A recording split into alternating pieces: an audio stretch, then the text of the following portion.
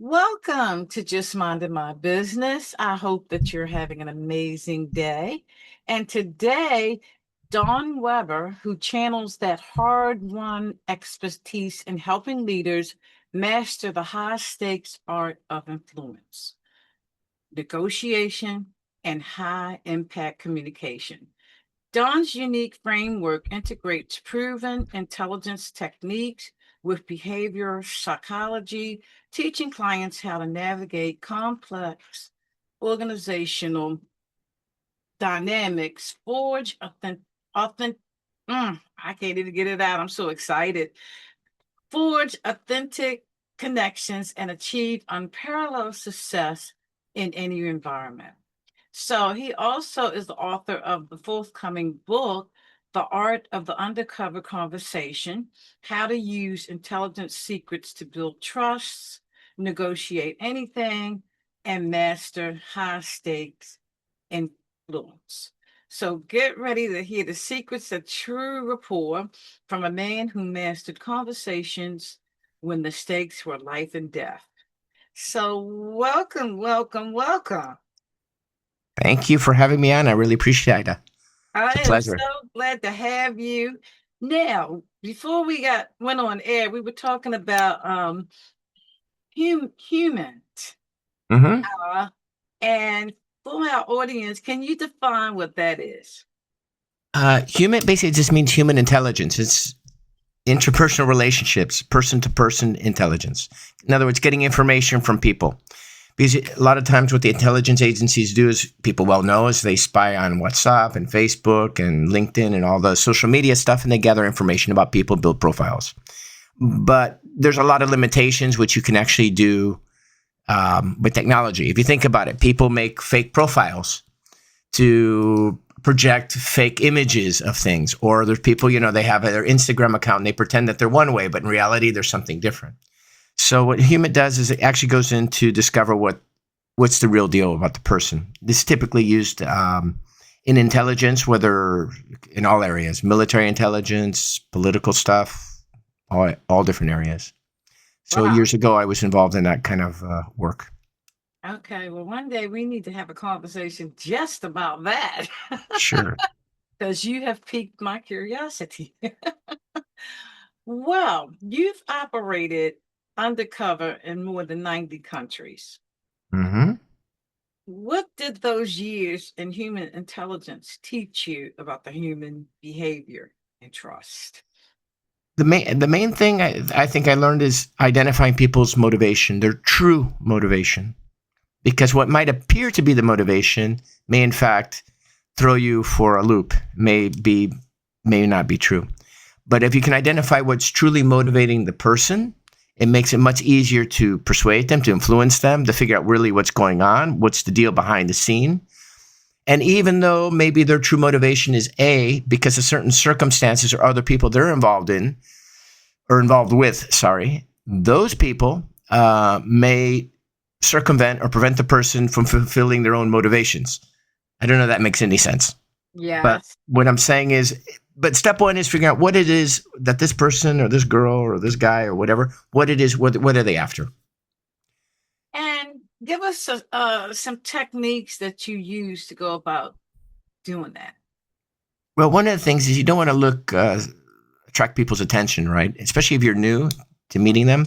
Usually somehow you've been introduced to them.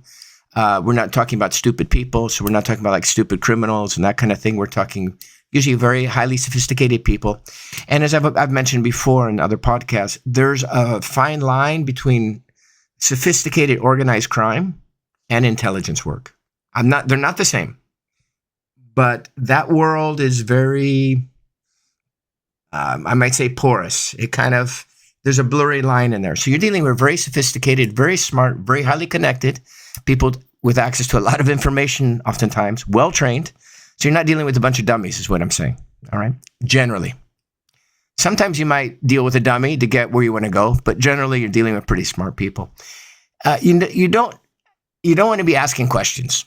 That's the first thing you don't want to be doing. If I want to collect information or data about somebody, I don't want to ask questions because that can send up a red flag. I could ask the wrong question inadvertently, or without even realizing it, I might trip a nerve in them because a lot of times these people are very paranoid, very sensitive because they know Interpol's after them, or they know that there's certain agencies that are after them or whatever, because most of them are doing things that they're not supposed to be doing, at least in other parts of the world, if you get my point.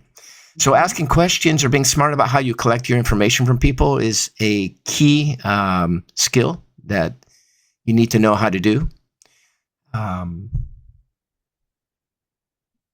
Okay, so that's the next question about the spy. Translating the skill of a spy into something executives and leaders can use ethically in their communications. Well, if you think about it, it's different, but it's not so different. And what I mean by not so different, it's all about, at the end, about persuasion and influence. It's all about people. So on the other gamut, when you're working in government and stuff like that, you want to befriend people. You want them to trust you. You want them to probably like you. You need to have a certain amount of charisma, rapport, all that kind of thing. You need to make people be able to feel special. Make people feel like you respect them. They're significant. Those qualities a leader needs to have in order to roll out any strategy he has, any plans. He wants to motivate people. He wants to inspire his team. If he's not able to do that, he's not going to be very inspiring. He might be brilliant, could be Einstein genius, but lacks that charisma and that sort of rapport to get the best out of people. If you're a leader and you don't have those skills, then your other option would be to hire somebody that does have those skills and does that for you, right? And I'm thinking of people in the tech sector that are not particularly very charismatic, even though some of them have done great training. I guess I can say this fairly. Bill Gates, for example, he did a lot of training with a comedian, learning how to be more personable when he was being interviewed. That's why he always looks like he's going to tell a joke or he's smiling, because he had actually a comedian training him how to be more personable on camera. And that's not uncommon. I'm sure I don't have that. I have like insight. I know for a fact, right?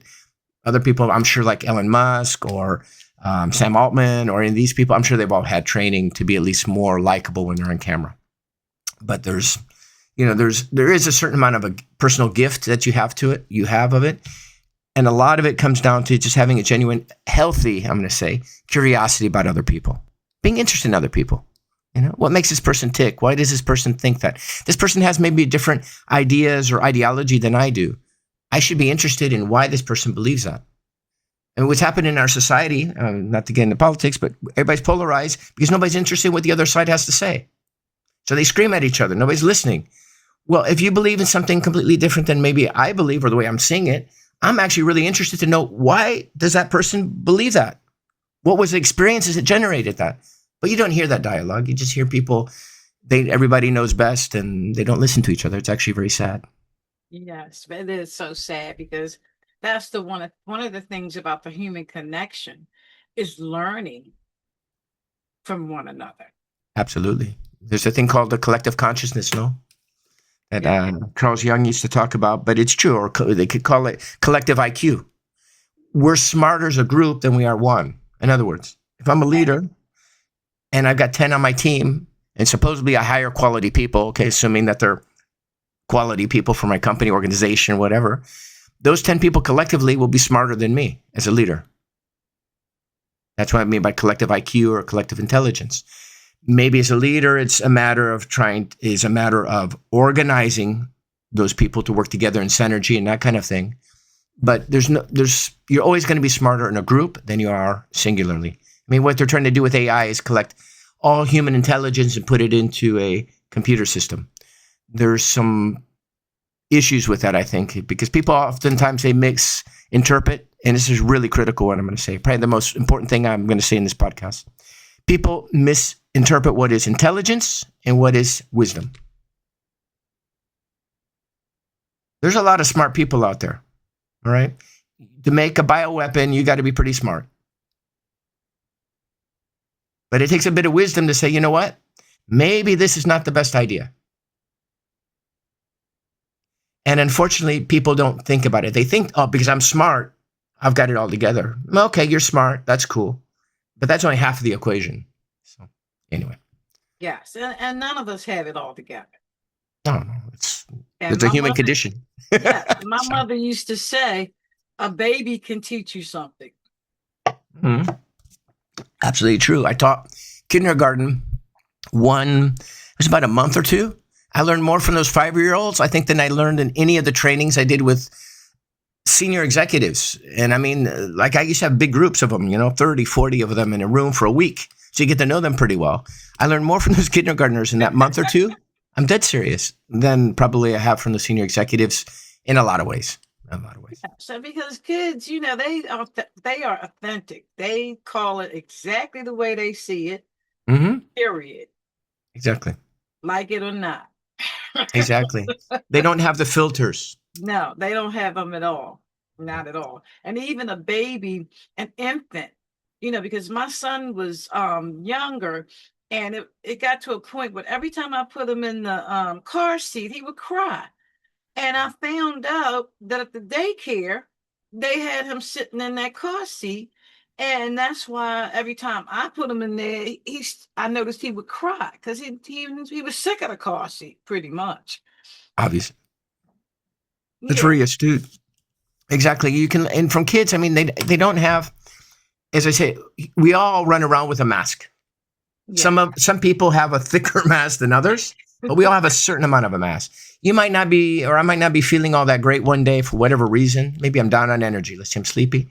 And I go into Starbucks to get a coffee to the barista or the whatever, and I don't know them very well. And they say, "How you doing today?" I'm fine. I'm great. And the reality is, like, I'm dead tired. I want to go take a nap. But I'm not going to communicate that because they actually don't really care either. So why would I share that? But then you have other people that their mask is really big. What I'm trying to say is, the bigger the contradiction between what the real person is and the image that people are trying to project, the greater internal stress people will suffer from.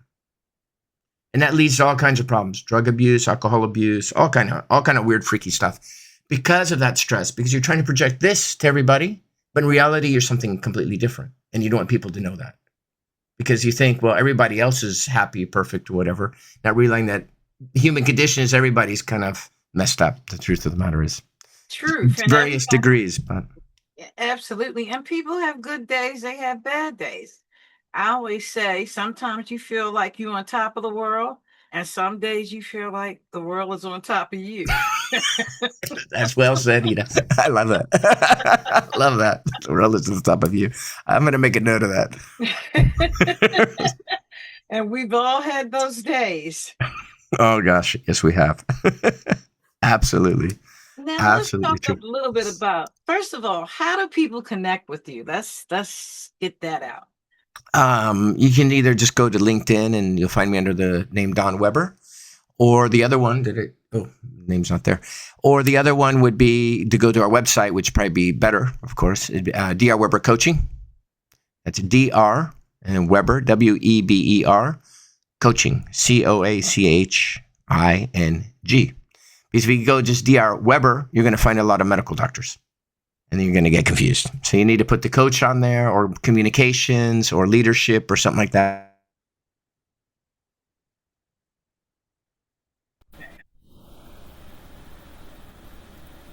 Something happened. Let me. I just gotta. Should be okay. But I got a thing of saying something on the microphone. Yeah. So let's go back to the part where how people can connect with you. Sure. I lost you there for a minute. So we're in pause right now. I'm gonna go ahead and keep it. Oh, It's nice. I pause it? Oh, I gotta give that an okay, don't I? So Don, how can people connect with you? Well, they could probably reach out to me at the website at DR Weber Coaching would be one option, or go on LinkedIn under Don Weber. Because DR Weber is taken on LinkedIn, somebody else has it. So anyway, so either Don Weber or DR Weber Coaching, or DR Weber Performance, DR Weber Leadership. You'd find me there. But keep in mind, there's a lot of DR Webers out there, so make sure you put the coaching on there in order to find me. Okie dokie. So thank you. All righty. So let's talk a little bit about empathy. Sure. It's a great topic.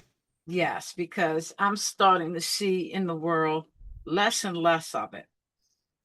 So how is that a powerful form of influence? It's massive. There's different kinds of empathy. There's one type of empathy, what we call strategic empathy or tactical empathy, you could call it, which is maybe not so genuine. And this is where you let the person realize or understand that you understand where they're coming from. You take the time, you listen to what they have to say, you listen to their message, you ask them questions about to help clarify so they understand that you're listening to what they're saying, right? And that can either be, as I said, tactical, strategic, or it can be real. The difference is what's coming out of here. Real is coming from the heart, right? Now, not to confuse empathy with compassion. Empathy means I understand where you're coming from. I don't have to agree with it. That's not a condition of empathy. Compassion is I'm feeling what you're feeling. So maybe you have a homeless person who's sleeping on the street. It's cold, that kind of thing. Compassion might be, whoa, I'm really lucky. I have a warm bed to sleep in and that kind of thing. And maybe you take some action to try to help that person. That's more compassion. Empathy, you say, well, I can understand what it must be like. It must be hard to go through, but you don't have necessarily the same emotional connection to it. But empathy is huge. When you're communicating with people, people don't feel like you care or you're not interested. I'll give you an example. I was at a cocktail party last Friday. It was a bunch of teachers. These are people that are preparing our youngsters for the future. They have an important job in society. It might not be the highest paying job, but it's an important job for society. There's about 30 or 40 of them there. And I'm being introduced, right? And I have an unusual background. So it's not like I'm just some dude that just walked off the street. And I'm not trying to say I'm important or anything, but it is an interesting background. And people are and I'm being introduced by the principal one-to-one as they come in. These people would come in, shake my hand, not even look me in the face or the eyes, of course, and just look away and just walk off. This happened about 35 times. One person had enough social skills to actually stop, have a quick chat. Really? Where are you from? I'm from Utah. Woo, woo, woo. All this kind of stuff, which is a normal dialogue you have with people. At least you share a few words back and forth. And I've been to a lot of cocktail parties around the world. And it's just normal. You have a bit of chat. Nice to meet you. Where are you from, Ida? Really? Where'd you go to school? Or what's your professional background? Are you married? Whatever's appropriate types of questions to ask, right? And these people aren't that young, huh? These people are probably anywhere from, I'm going to say the youngest there were probably 25, and most of them were closer to 40. So they should have some social aptitude, but I'm talking zero. I was really amazed. I was really, really surprised. So that's not demonstrating empathy in my book. I mean, that's not showing an interest in other people. It's not about me, of course. But this is an example because I'm sure they do this with everyone they meet, unless it was an opportunity for them personally to get some benefit, where they saw the benefit immediately. Ooh, I can get some money here, or I could get something. Then I'm sure they'd be, hi, how are you? I imagine. But maybe some of them aren't even smart enough for that. But so empathy is just making people feel significant, like they're valued, that you care about them, recognized. A lot of times you can motivate people much more in work through those attributes or through those characteristics than you can with money. What I'm getting is money. People need money. You have to have a roof over your house. You have to pay the gas bill, electric bill, food, car, or whatever, insurance, all that stuff. But you get to a point where money is not that important anymore. And, well, you have people with money, what they just try to do is spend money to get happy because they get a temporary dopamine fix and they feel good for 5 minutes and now they got to go buy something else. But that's it. That's something else. That's a sickness. I'm talking about it gets to a point where money only fulfills you so much. And then after that, people are looking for other things. Do you remember Maslow's pyramid? Mm-hmm. Okay. So as you go higher in the hierarchy, other things become more important. So one of those things is really just feeling significant, valued, important, recognized. Maybe you stayed late at work and you finished up that project. Well, maybe a pat on the back and a genuine pat on the back and recognition for the extra work that you did is in order, right? I mean, the worst thing you could do is some person putting in the extra and they're being ignored for the extra or sometimes even ostracized for working more. And by the way, that does happen in certain societies. Some of your Southern European countries I've lived in, people, they call it the tall poppy syndrome. You start working harder and people's like, hey, what are you doing? You're going to make me look bad. Chill out, slow down. I'm dead serious. I'm not exaggerating at all. So, I mean, how is a society going to progress? So, I mean, what are you doing with your most productive, your strongest team players and stuff like that, when you tell them, stop, slow down, take it easy, don't work so hard. You're not going to get a raise. You're not going to get any recognition, no promotion, whatever. But, and I've been told that actually, I've had that experience in some of these Southern European countries. It's weird. It's cultural, but anyway. So I think had that experience in the United States, so I know exactly what you're talking about. Here, wow. Here, wow. Oh, not good, not good. That surprises me. That surprises me.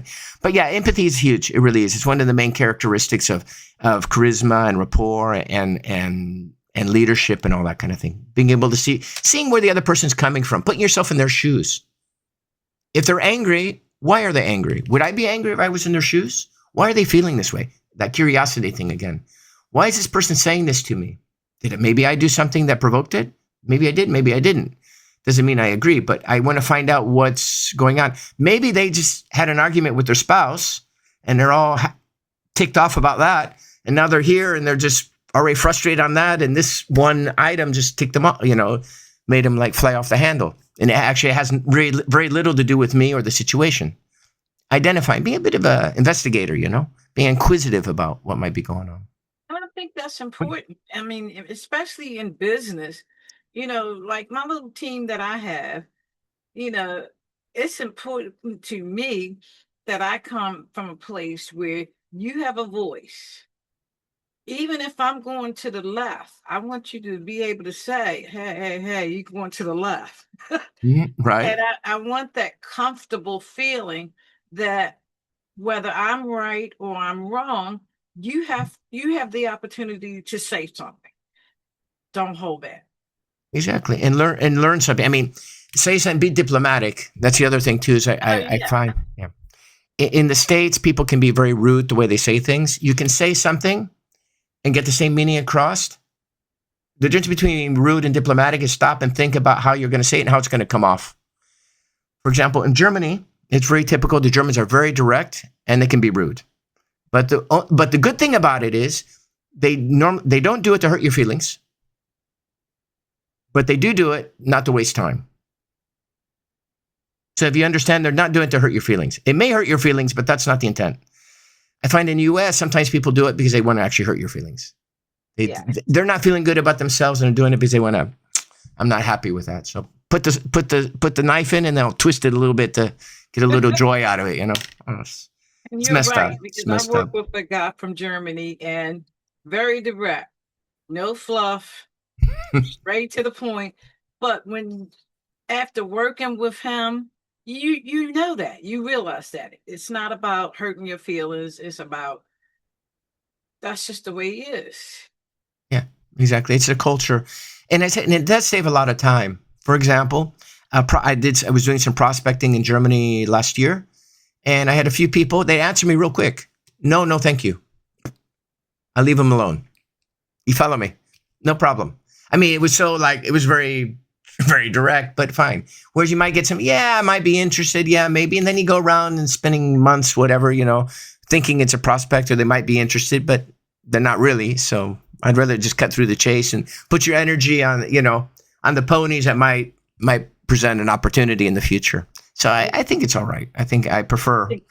I prefer direct. I do too, but without I'm trying to think of the word in English. It's come to me in without trying to hurt the person. Yes. Yeah. Direct with love. There you go. That's good. I like that. Direct with love. There you go. No, thank you. Thanks for offering, but not interested right now. So let's talk a little bit about body language. Sure. And I know I have mine. I know when somebody says something that I'm like, what? My whole face, even though I don't say anything, my face tells it all. So the emotional piece of that, how do you train people to kind of control that so that how's that work? Okay. We do it without knowing. I'll break it down, and I'm going to say this is kind of a weird caveat. At the beginning, I'd say it's funny because the work I used to do, I was a great poker player because my job consisted of lying all the time. So I guess it's like a muscle. You're training it. And I just really really good in like spontaneous and good lies. I used to be amazed it would come out of my mouth. I was like, where did I come up with that kind of thing? After getting out of that work for the last 15 years or whatever, the same thing. I wear my emotions on my sleeve. People can read through me just in a flash second because they see what I'm thinking. Body language comes down to two things, fundamentally. Forget about all the fancy books, right? For a minute. Forget about he touched his nose, he's lying. She scratches her ear, she likes you, whatever, all that kind of stuff. It comes down to comfort. Does a person feel comfortable? Or is a person feeling uncomfortable? Comfort, discomfort. Stress, no stress. That basic. Two categories, real easy, right? Then from there, we can start developing it into more detail because there is a lot more detail. Every person is different. There are only a few standard nonverbal gestures or things that we all do, regardless of culture, country, language, and all that. There's only a few. And most of that work was done by started with Darwin. Paul Ekman followed up on it, and David Matsumoto up here in, I think, is it Stanford or Berkeley, up the road here. Has continued doing more work. And that has to do with some lip movements that we will do, some eye things, and some movements with our nose. They're called subtle facial expressions or micro expressions. And those scientifically they train people in the CIA, this stuff, right? In the FBI when they're doing interrogation, right? But aside from most of that, and there's more, but most of that, because I'll try to keep it simple for the audience. You have to baseline the person. You need to know how the person normally behaves, their normal behavior when things are normal, no stress. Because from there, you're able to identify things that are different. You're looking for things out of the ordinary. Example, if I'm always scratching my head all the time, and you ask me a difficult question, and I start scratching my head, it means nothing. Because I'm always scratching my head. It's insignificant, right? But let's say you ask me a really difficult question. All of a sudden, I don't know, I do something really weird, like, well, that's really weird, right? Okay, that's manufactured. But what I'm getting at is I'm doing that to make it extreme. There's something out of place, right? We tend to, as human beings, as mammals, I'm going to break this down more like animals, we tend to do things to protect our bodies when we feel threatened, right? So when we feel threatened, what are things we're vulnerable? Well, our necks are vulnerable, aren't they? Think about it. You got a big vein going down here, right? Our hearts are vulnerable, lungs, our organs in the body, things, right? Our privates are vulnerable as well. So we may tend to want to cover up those parts in some way when we're feeling suddenly threatened by something. So you ask me a difficult question like, so how many hours did you work last week? Well, let me see. I need to think about it. But that's not true. What I just did, crossing my arm like that, that's not necessarily true for everybody. For a lot of people, it's true. In other words, this is defensive for a lot of people. And that's kind of more of a feminine way I'm doing it, but that's okay. But not for everyone, because different people react differently. You'll see a lot of times politicians, these are my favorite ones to pick on because I've gotten to work with a number of them overseas. When they tend to talk about things that they don't feel real confident about, they'll do these subtle things that they can't even, there's about 237 non-verbal gestures that are documented, and there's more, but there's 237 principal ones. There's no way you can control all 237 nonverbal communication things in your body and think about what you have to say. It's impossible. So something will leak out. They call it leakage. So one thing is sometimes it's protecting the neck, raising the shoulders. Now, you might say, well, that means I don't know. But there's a great, when they asked Biden about Tara Reid, watch that interview. I mean, he's lifting his shoulders, which is indicative that he feels defensive. It doesn't mean anything else, huh? It just means he feels defensive. So you can read that any way you want. You can take that this way, that way, whatever you want. But it is defensive, right? When Mr. Trump said back in 2018, something like that, he said, our best days are ahead. And he lowered his chin. He's protecting his neck, his throat. Meaning he's saying it, but he wasn't believing it. Or again, defensive. You can choose. Maybe he doesn't believe what he said, or he's being defensive about what he said. You have to interpret that. So that gets a little bit more difficult, right? And then some things are really obvious. The squint in the eyes. When people get angry, they'll squint their eyes, or you'll see little ticks under the eyelids here. That's one. The way the lips pull back, you can see somebody's contempt by pulling back, or you see people smiling. It's just a slight bit of contempt. The thing, when you train in this stuff, after a while, you don't analyze it. You just recognize it immediately. Say, boom, that's what's going on with this person. Particularly if it's somebody that you watch a lot. So you have an idea how they normally behave. And then you notice that deviation from their normal behavior. So if you're with the spouse or your partner or something that you're with a lot, usually you can tell when something's wrong. Unless they're a professional, poker player or something like that. You can usually tell when something's not on the up and up, something's strange, because they'll give off some. It could be it can be in the voice too.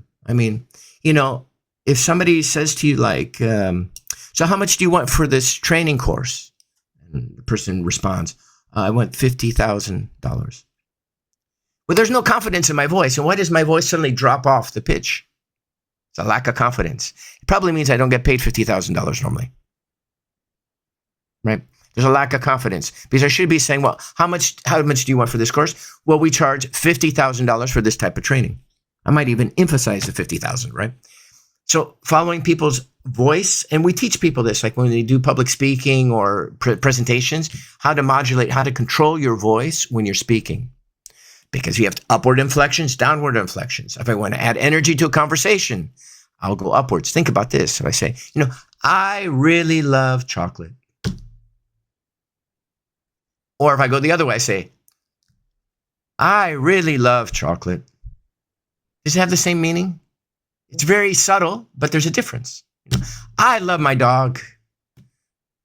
I love my dog.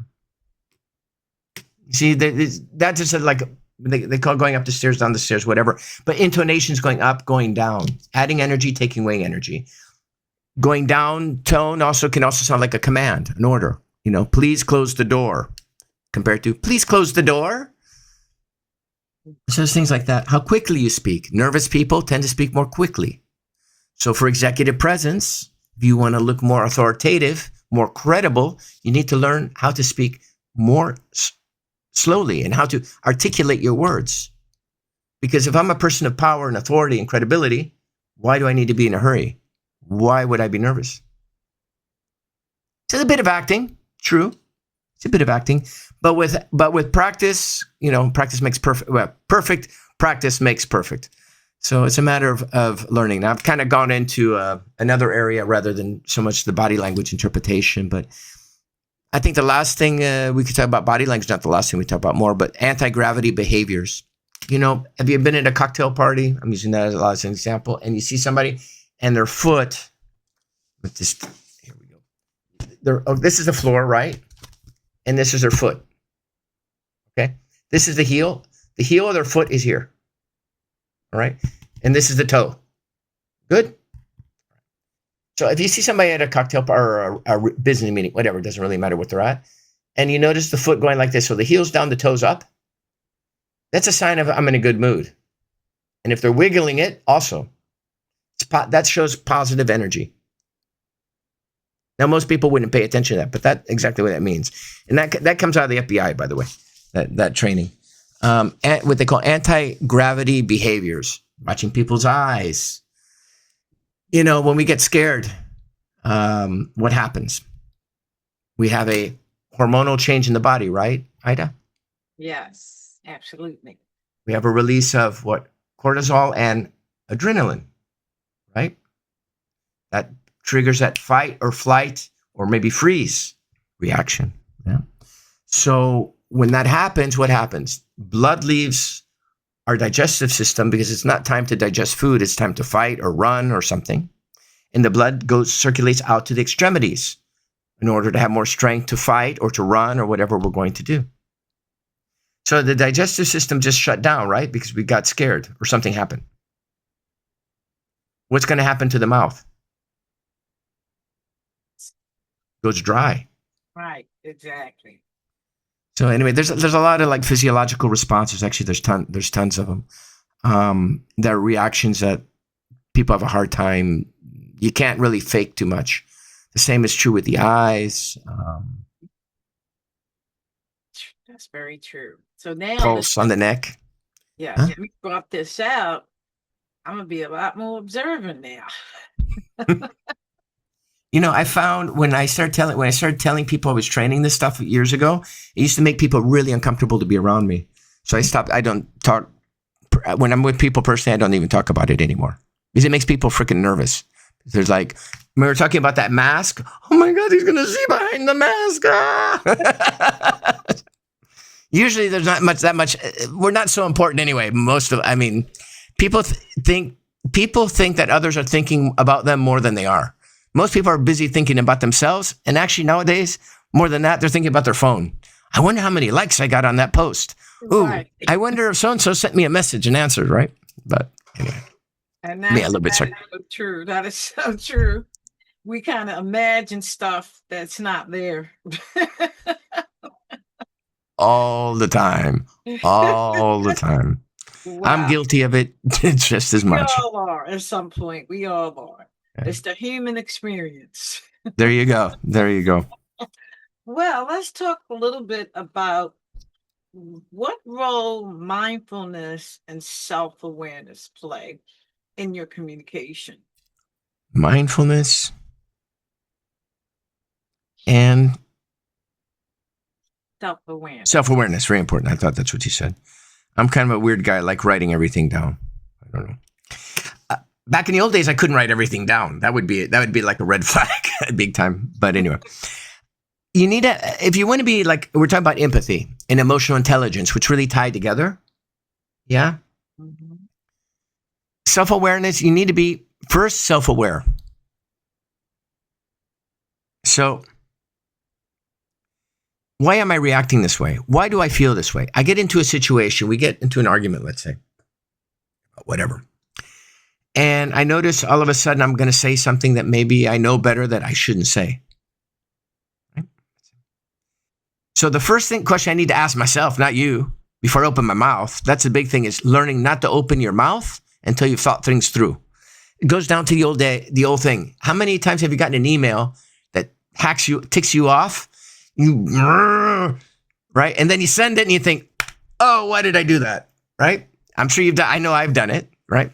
But yeah. Same thing when you're face to face with a person, just because you've had a negative reaction to whatever they said or whatever happened, you're probably better served rather than trying to win, right? Just stop, pause, take your time. There's no rush here. It's not the one who answers the first is the one that's going to win. It's not about winning the battle. Maybe we want to win the war. Not all wars are won by winning every battle. So, okay. Think about what just happened and ask yourself, what do I want here? This is really critical.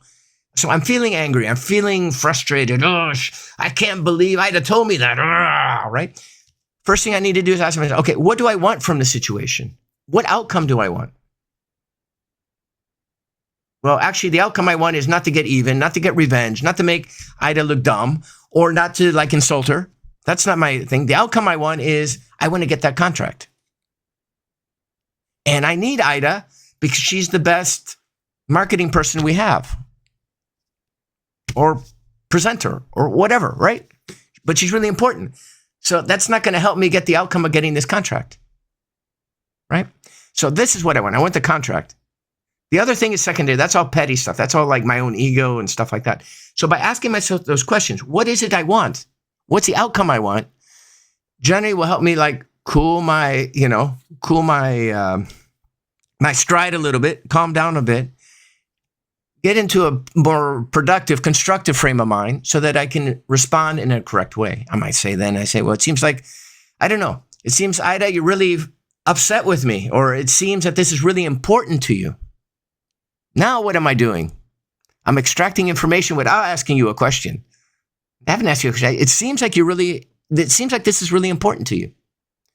Probably you're going to say, well, it is because blah, blah, blah, blah, blah, blah. I'm getting information now, right? Because at the end of the day, whoever has the most amount of information is in the stronger position. I almost said wins, but not necessarily. But if you're negotiating something, who's got more information is in a stronger position to make a better negotiation. if you're trying to sell something, whoever has more information is usually better positioned in order to make that buying decision or to be able to influence that person to buy that product or service, right? It's the same thing as a leader. So it's much more important to have as much information as possible in order to make a good determination, a good decision to get the outcome that you're looking for. Does that make sense? Mhm. It does. And I mean, and sometimes some of us are learning because I know how I can be when I get angry. Yeah. Yeah. And, I'm sort of praying about it. Uh, because after you do that, you feel awful. Your body is going through trauma. It just doesn't make you feel good. Yeah. Not at all. At least for me, I feel horrible. Yeah, exactly. And then if you said something you regret, that's even worse. Yes. That makes, I mean, on top of it, that's like, and people forget that a lot of times, man, you can say stuff and you can say I'm sorry and all that afterwards, Yes. but the damage is done and it will be there. I'm sorry forever. You're absolutely right. So we have to be very careful and again, it's not about winning. It's not about being right. It's about getting the outcome or getting what you really want. Yes. And again, let's say we had an argument. Well, in 10 years, who's going to give a damn? Right. Unless I said something really ugly, who's going to care? Okay, we had an argument because, I don't know, you didn't want that much cheese on your pizza. Okay, well, it's not important. I mean, that's a stupid example, but I was trying to trying to be funny. But and I think putting things in perspective is really important for people as well. I think we overvalue ourselves. We think everybody's thinking about us and all that kind of thing. And in reality, they're thinking about themselves and their telephone and God knows what else. Probably we don't even want to know what they're thinking about. True. Be rated X, probably. Anyway. So true. So true. All right, let's talk about the book. Mm-hmm. So when is that coming out? That's a work of art. I started that a while back, and we've done the first chapter. The thing is, there's a lot of the material will tie back to my old work, and I need to be a bit careful how I go about developing that. And I was working with a ghostwriter to help me do it. And what a ghostwriter does is basically you dictate to them what to write, and they actually put it together. By the way, almost everybody that writes a book, almost everyone uses a ghostwriter. They won't tell you that. I mean, Bill Clinton did not write his books. Donald Trump did not write his books. Barack Obama and Michelle did not write their book. They had somebody else write their book. Right? Movie stars, all that. It's very, very rare that people write their own books. Yeah. So anyway, time consuming. Well, big time. Everything else they have to do. I've written 4 small books in Spanish. And and it was massive time. Massive time. I don't think I actually want to go through that again because it really, the whole thing of writing it and then the whole editing procedure. Oh my goodness. The editing thing. And then of course you got to get the thing all, the layouts and all that stuff and design. Well, it's kind of fun designing the cover of the book. That's kind of fun. And then getting it published and all that whole story. But so anyway, it's a labor of love. And the other thing I've kind of held back a bit because of AI. I'm starting to wonder how much value there's because people now just can produce books like, just have AI write you a book. Well, that's not the same. But from a competitive standpoint, I don't know. I have doubts. You know what I'm saying? About the best way of going about doing it. And actually, the thing that slowed me down was when AI came out and people started writing books using AI. And I thought, because we're getting into a society too that we're getting oversaturated with information. Yes, big time. This is real easy. Back in the old days, it used to take me a full week to write one blog post. Not the whole week, but I'd work on it for 5-6 days, a little bit every day, right? Before I'd have the thing ready. Now I do it and I write an outline, pop it into one of the paid AIs. It spills something out. I go through, I read it, make a few small edits, and good to go. It's done in, I don't know, probably doing the outline text the most time. That might take, because usually I do that like I have an idea, boom. I have another idea, boom. Another idea, boom. So it might be over a few days, but it's not like cumulative work. And then the actual putting it together maybe an hour. And then you got to SEO optimize it and all that, get it on your blog and stuff. That's maybe another hour. So you're talking a couple hours or something like that. Or it used to be literally I don't know, Yes, 15, true. I 20 remember hours. the days Huge, huge, everything huge. was labor. So it will come out as it also, and I'm a little bit weird about talking about a lot about my past history. I do talk about it, but it was so bizarre that I don't know. Sometimes I'm not in the mood to speak about it. And since I traveled 90 countries, that's 90 countries I can't go visit anymore, right? And then getting pulled at Okay. the airport saying, "Hey, you! I saw you on that podcast with Ida. Come here. We have a small room for you with bad food. You're gonna love it for the next 5 years." Anyway, Well, when you get that book out, you know I want you to come back to talk about the book. right? And because I think it's going to be important for people to know about it and learn about it, because you're just, how can I describe you? You're very, your thinking is over the top. Well, How you think about things. thank you very much. I appreciate that. I really And I do. and I and I like that. I like outside the box thinkers. That's a massive compliment. Thank you very much. I really do. So definitely want you to come back. And again, how do my people connect with you? Dr. Weber Coaching. And we do more than coaching. I do coaching. Actually, I've got proper certification, all that in coaching. I don't do as much as I used to. I use it as a tool in training people. But I still will work with some people if somebody, depending what the need is, because I'm probably not the right fit for, say, marriage counsel, coaching, probably not the right fit, right? Probably a dating coach. I might be able to give you a few tips, but I'm probably not the right fit for that. You've got a team and you're having trouble rolling out your strategy or your framework for your company. I probably could help you with that. Almost guaranteed. If you're willing to listen, because that's another one. You get leaders that they hire you and then they don't want to listen because they already know everything. I'll tell you a funny story. I've been hired by people, sit in their office, and I sit there and they're paying me pretty good money every hour, and I'm just I just listen to everything they have to say. Okay, do. But at the end of the day of all the sessions that we do, they never let me speak. It's weird. You kind of like, well, you're paying me to be here to help you. And what I've been told is, well, actually, by just me having somebody listen to me, I'm able to come up with my own solutions. Okay, cool. Fair enough. It's good. Okay. It's good. They just need a listener. There you go. There you go. There you go. Cool. Well, Dawn, this has been energized to say the least. Thank you. And I do appreciate you taking time out. And audience, we appreciate you as well. And thank you so much, Dawn, for stopping by. Absolutely my pleasure. Information. Absolutely my pleasure. And one last thing is, if people would remember something called remember the golden rule? They used to teach us in school. Yeah. I'm sure you remember that. I remember that. I think they don't teach that anymore. And that's just treating other people the way you'd like to be treated. Yeah. If everybody did that, or a majority of people did that, we'd live literally in paradise. Yes. And the Bible says that. It absolutely does. Love God with all your heart and all your soul, and love your neighbor as yourself. Absolutely. Yeah, absolutely. Well, on that note, thank you. And thank you, audience. Thank you.